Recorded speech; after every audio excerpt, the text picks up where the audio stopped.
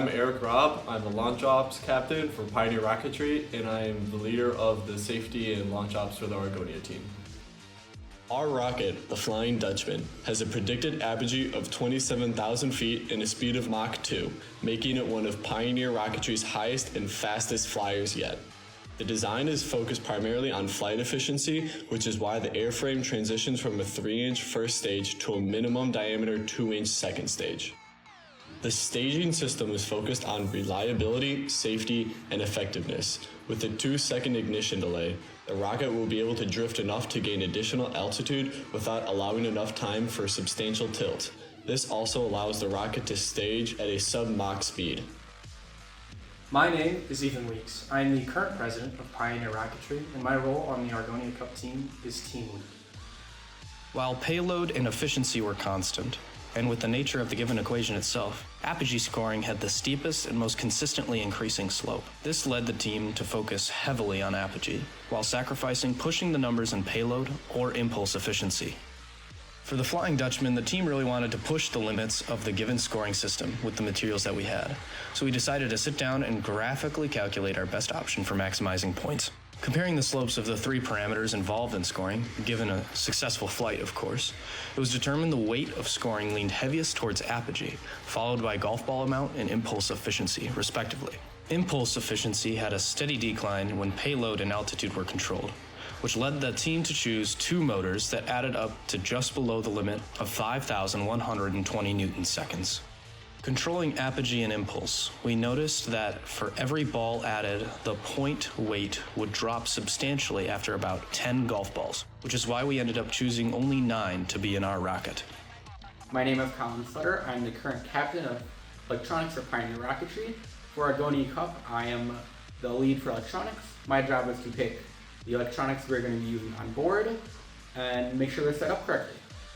The first stage uses a Raven 4 and Stratologger for parachute deployment. It also contains a GPS tracker and RDF beacon for tracking. The second stage uses a Fluctus for motor ignition and parachute deployment, while the Raven 4 serves as a backup for the parachute. Like the first stage, an RDF beacon and GPS tracker serve as the tracking system.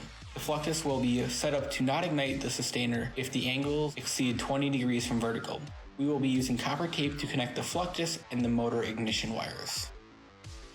The first stage contains the Aerotech L1090 motor. The motor will be mounted by a standard fin can system using centering rings and through-the-wall fins. There will be 2 parachutes in the booster recovery system, a drogue and a main chute. The drogue is 20 inches, while the main is 36. Both chutes will be attached to eye bolts on either side of the electronics bay, which will attach inside of the coupler. Both parachutes will be deployed by a small black powder charge along with the motor's recovery charge as backup.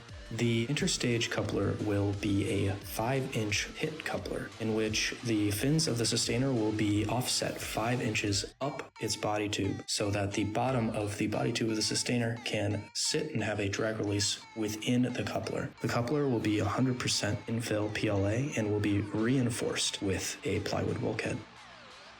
My name is Grant Basilevich. I'm the Vice President and Head of Research and Development of Pioneer Rocketry. My role in the Argonia Cup team is Head of Design.